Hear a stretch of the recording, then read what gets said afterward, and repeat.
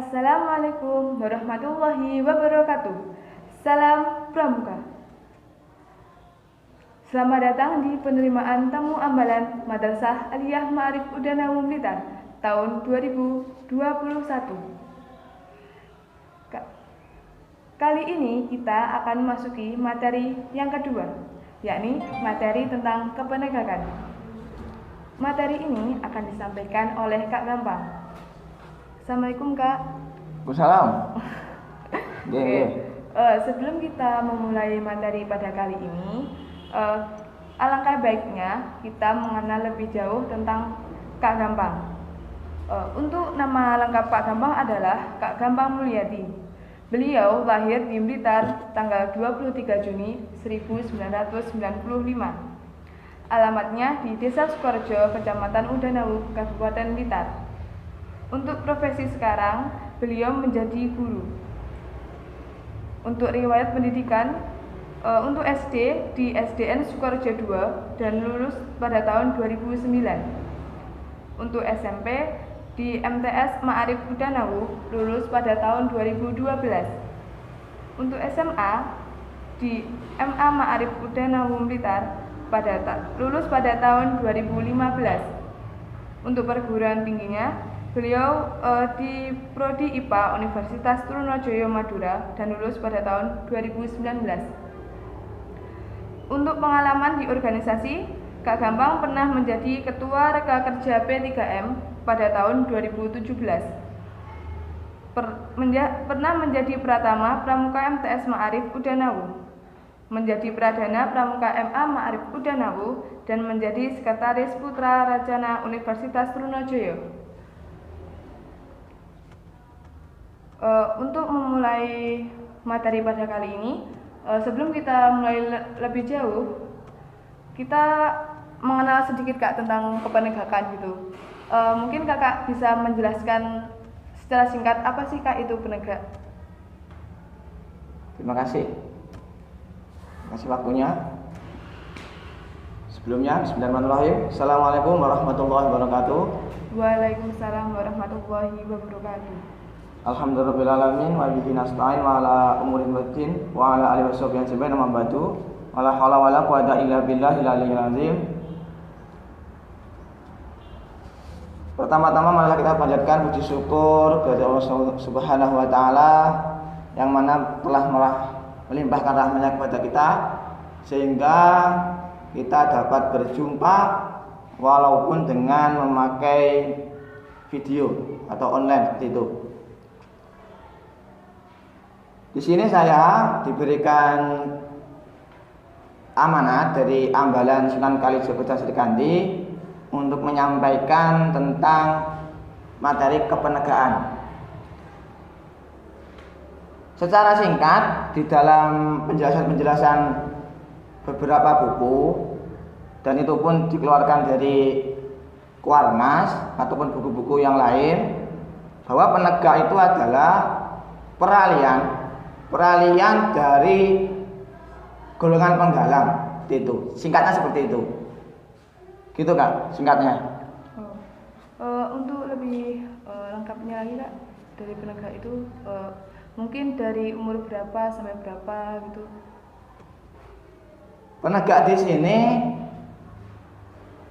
adalah secara panjang. Penegak ini adalah peserta didik yang masuk ke dalam organisasi gerakan pramuka secara umur dimulai dari 16 tahun sampai 20 tahun. Itu memang secara resmi dikeluarkan oleh dari pihak Kuarnas seperti itu. Untuk kan kalau di penggalang kan ada regu, terus ada dewan penggalang. Nah, kalau di penegak ini tuh sebutannya apa sih Kak? Oke, terima kasih. Selanjutnya, di dalam organisasi kepenegaan ini nanti sama seperti organisasi yang ada di penggalang secara struktural. Ada namanya ketua, ada namanya sekretaris, ada namanya bendahara, dan anggota-anggota yang lain gitu. Tetapi karena jenjangnya lebih tinggi lagi, tingkat kepenegak, maka nama pun sudah beralih atau berganti, hanya saja berganti. Tetapi untuk sistem atau metodenya itu hampir sama. Di dalam penegakan sendiri nanti ada namanya organisasi terkecil. Organisasi terkecil ini yang disebut sebagai sangga. Ya, sangga ini merupakan organisasi terkecil yang akan menyusun sebuah namanya ambalan gitu. Ambalan di sini akan dipimpin oleh satu orang yang namanya pradana. Secara struktural, secara pemilihan, pradana ini diambil dari salah satu pinsa atau pimpinan sangga. Jadi pradana ini adalah musyawarah dari pinsa. Akan tetapi ada kemungkinan besar sebuah ambalan memiliki adat sendiri. Biasanya ada mengadakan namanya musyawarah ambalan. Ada juga seperti itu. Ada juga yang namanya mustegak, musyawarah penegak seperti itu. Selanjutnya ada yang mengatakan sekretaris di dalam gerakan pramuka ini ada yang menyebutkan namanya kerani untuk golongan sekretaris. Untuk bendahara itu ada yang namanya mengatakan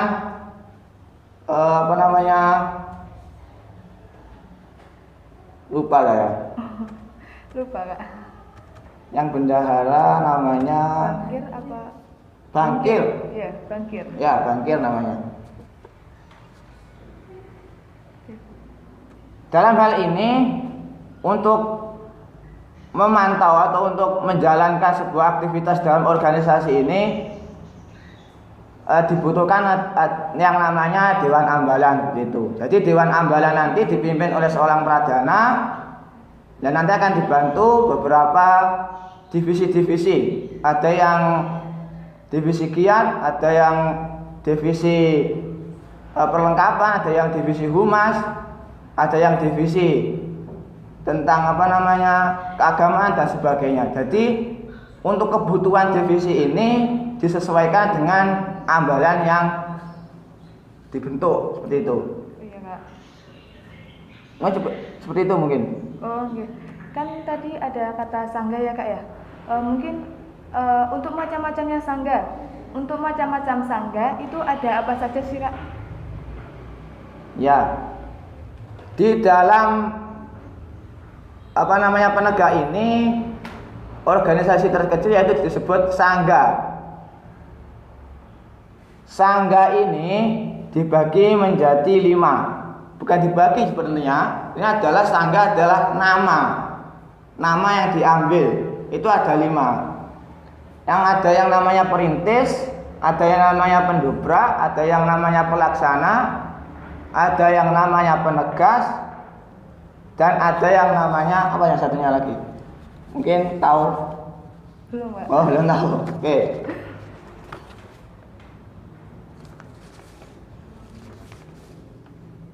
Ada yang satu lagi namanya pencoba gitu. Nah, sangga ini, nama sangga ini diambil atau ditentukan dari musyawarah sangga tersebut sendiri. Jadi ketentuan nama sangga biasanya dalam satu ambalan ada yang sama gitu. Ada yang memberikan nama biasanya perintis 1, perintis 2. Nah, itu memang musyawarah ditentukan sangga tersebut seperti itu. Oh iya Kak. Terus untuk nama ambalannya sendiri mungkin bisa diambil dari apa gitu? Ya. Untuk nama ambalan ini ditentukan atau diambil salah satunya itu dari tokoh-tokoh pahlawan. Dan ada yang mengambil juga dari tokoh-tokoh pewayangan itu. Akan tetapi tidak menutup kemungkinan bahwa tokoh-tokoh pahlawan ini tidak harus selamanya adalah tokoh-tokoh pahlawan yang melawan penjajah atau yang melawan bangsa Belanda ketika dulu kemerdekaan gitu. Jadi pahlawan di sini bisa menyebutkan pendiri madrasah boleh gitu. Ataupun juga seorang bupati yang terkenal di daerah tersebut dan seterusnya seperti itu. Jadi pahlawan di sini tidak harus mengambil nama dari seorang pahlawan ketika kemerdekaan. Terus untuk tingkatannya Kak, kalau di Penggalang kan ada tingkatan Ramu, Rakit, sama Terap. Nah kalau di Penegak untuk tingkatannya itu apa saja Kak? Ketika penegak ini nanti juga ada jenjang kelanjutan. Sebelum seseorang memasuki dunia penegak, pasti akan dikenalkan oleh penegak atau mereka mengenal penegak itu apa yang ada di ambalannya. Karena kenapa? Karena sebuah ambalan itu memiliki adat atau kebiasaan sendiri-sendiri. Jadi seseorang yang masuk ke dalam sebuah ambalan itu cocok dan tidaknya nanti akan kembali kepada seorang tersebut. Jadi secara sistematika sebenarnya dalam sebuah ambalan itu adalah seseorang yang masuk ke dalam organisasi ambalan atau organisasi penegak ini, mereka mengenal dulu, cocok enggak sih saya masuk ke dalam ini. Nah, ketika sudah cocok, nanti akan mengikuti tahap-tahap dan demi tahap. Yang pertama biasanya masuknya namanya PTA atau penerimaan tamu ambalan. Nah, di sini adalah masih tamu. Masih tamu di sini mengenal apa itu ambalan yang akan diminati atau ambalan yang akan dimasuki. Biasanya kalau di sekolah instansi sudah jelas ambalannya apa, sudah jelas. Itu mengenal. Setelah mengenal, nanti beberapa dekade sudah mendapatkan informasi yang jelas, maka akan seorang tamu ambalan ini nanti akan masuk ke tahap selanjutnya, yaitu calon penegak gitu. Nah, calon penegak ini nanti sudah boleh mendapatkan sebuah materi dari ambalan tersebut. Kalau sudah mendapatkan sebuah materi, lama-lama kurang lebih selama 6 bulan mendapatkan materi dan penjelasan-penjelasan di ambalan tentang penegak, maka akan mengikuti sebuah ujian atau sebuah kenaikan tingkat, nanti masuk ke dalam sebuah namanya bantara. Nah, inilah salah satu golongan yang ada di penegak, itu bantara. Selanjutnya, setelah bantara selesai menyelesaikan SKON-nya dan mendapatkan sebuah TKU, tanda kecelakaan umum, orang tersebut ini, seorang bantara ini akan melaksanakan kewajibannya. Setelah melaksanakan kewajibannya, selanjutnya akan bertahap mengikuti sebuah materi, sebuah kegiatan dan seterusnya, maka akan masuk ke dalam tahap selanjutnya, yaitu masuk ke dalam golongan yang kedua, yaitu Laksana. Dalam golongan apa? Laksana gitu. Jadi setelah bantara selesai, mengikuti kegiatan terus, mengikuti persyaratan dari TKU dan dilengkapi dengan TKK, menyelesaikan SKK dan seterusnya, maka akan lanjut ke dalam tingkatan penegak, yaitu tingkatan laksana gitu. Selanjutnya ketika sudah mampu, sudah bertahan, ketika laksana nanti, yaitu masuk ke jenjang atau kalau ingin benar-benar mampu, maka akan bisa mengikuti yang namanya syarat masuk ke dalam SPG tegak, yaitu syarat Pramuka Garuda Tegak. Nah, itu adalah tingkatan yang paling atas dalam lingkup penegak, SPG tegak. Itu memenuhi syarat Pramuka Garuda Tegak, yaitu adalah tingkatan yang tertinggi seperti itu. Iya. Kita sudah mengenal lebih jauh tentang penegak. Mungkin kalau di Pramuka Penegak ini Kak, kita itu mendapatkan apa sih dari Pramuka Penegak yang kita ikuti di alias ini gitu? Di alias ini ya? Ya, di alias ini dan di alias yang lain mungkin di penegak ini kita mendapatkan materi ataukah kita belajar menjadi pembina ataukah gimana gitu Kak? Oke, biasanya memang ke dalam lingkup sebuah organisasi itu ada yang namanya feedback. Apa sih yang kita dapatkan dari organisasi tersebut? Masa kita harus memberikan sesuatu ke dalam organisasi? tetapi kita nggak dapat imbalannya seperti itu kan. Iya. Nah, mungkin yang di sini dapat apa? Di sini kita pastinya dapat pengalaman sih Kak. Pengalaman. Contohnya apa? Pengalaman apa contohnya? Contohnya saat lomba kemarin yang mengadakan lomba untuk jenjang penggalang. Nah, di sini kami juga mendapatkan pengalaman tentang bagaimana cara kita membuat kegiatan dan perjuangannya kita untuk membuat kegiatan itu menjadi lebih baik gitu Kak. Dan dari kegiatan itu kita juga bisa mengevaluasi untuk kegiatan yang selanjutnya. Oke, ini masalah satu. Ya, itu adalah sebuah contoh yang disampaikan oleh Kak Imel ya. Iya. Ya, disampaikan oleh Kak Imel tentang salah satu keuntungan dalam mengikuti sebuah organisasi dalam gerakan pramuka. Salah satunya dicontohkan Kak Imel ini yaitu mendapatkan pengalaman ketika membuat sebuah perlombaan tingkat penggalang seperti itu. Tetapi kalau kita menjalan masuk ke dalam sebuah pengalaman itu pun nanti akan sangat detail seperti itu. Karena kenapa? Dalam sebuah kegiatan itu pastinya nanti ada namanya panitia. Nah, panitia ini nanti pun akan bermacam-macam divisi seperti itu. Nah, hal ini akan membedakan pengalaman satu orang dengan orang lain. Ada yang mendapatkan jadi ketua, jadi nanti di situ akan melatih orang tersebut jadi seorang pemimpin dan seterusnya. Ada yang masuk ke dalam sekretaris, nah ini akan melatih bagaimana korespondensi atau kesuratannya. Ada yang masuk ke dalam bendahara, jadi pengalamannya nanti akan mendapatkan bagaimana pengelolaan keuangan tentang sebuah program seperti itu. Bahkan banyak manfaat yang kita ambil kalau kita memang serius benar-benar mendalami organisasi kepenegakan di sini. Karena kenapa? Karena kepenegakan ini nanti ada sebuah wadah untuk para penegak. Salah satu contohnya yang pertama, yang kalau di sebuah instansi pastinya sebuah sekolah namanya misalnya Ambalan. Itu salah satunya Ambalan. Itu adalah wadah untuk penegak.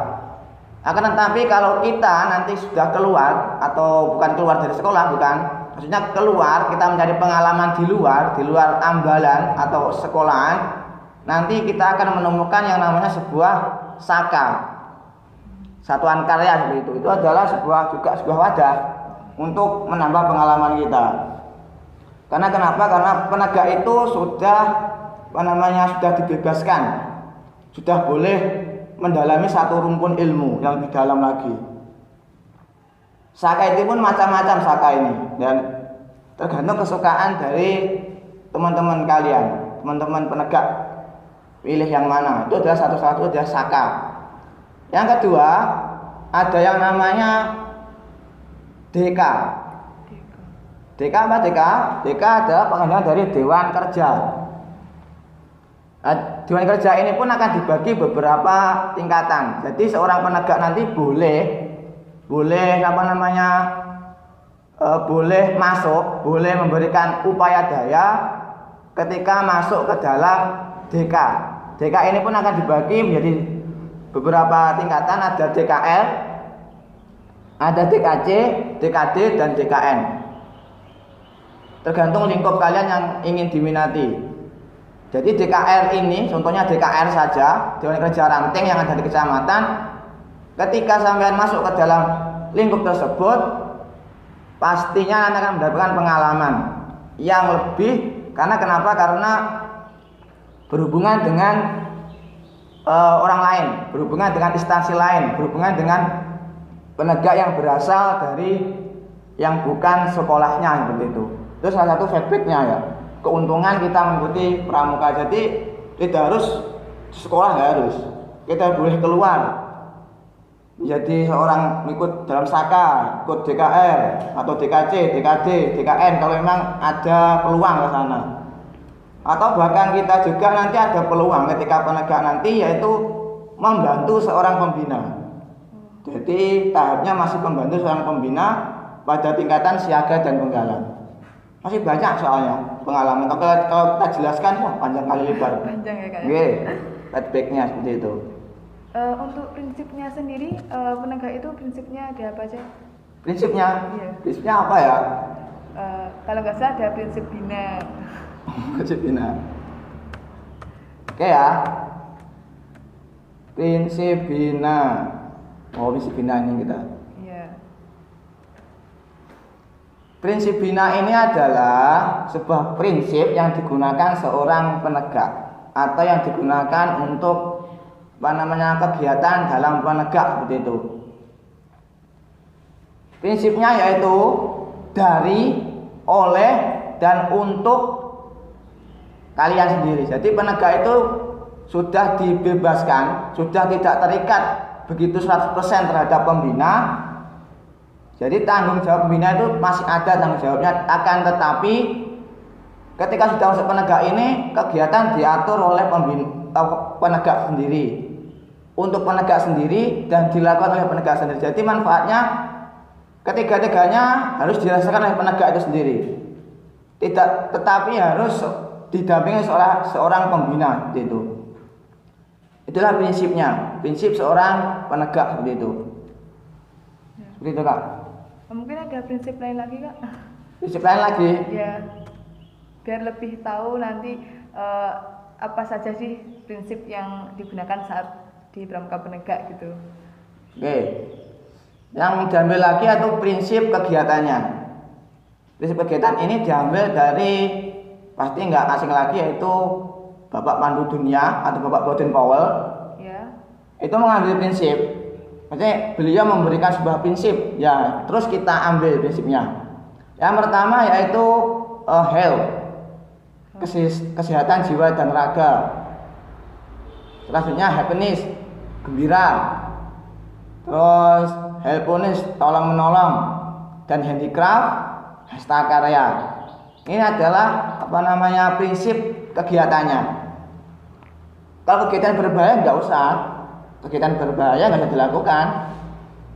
Ya, terus bahagia. Jadi kalau nggak bahagia ngapain kita main kegiatan? Nggak bahagia ya wes, pas itu nggak usah kalau nggak bahagia seperti itu.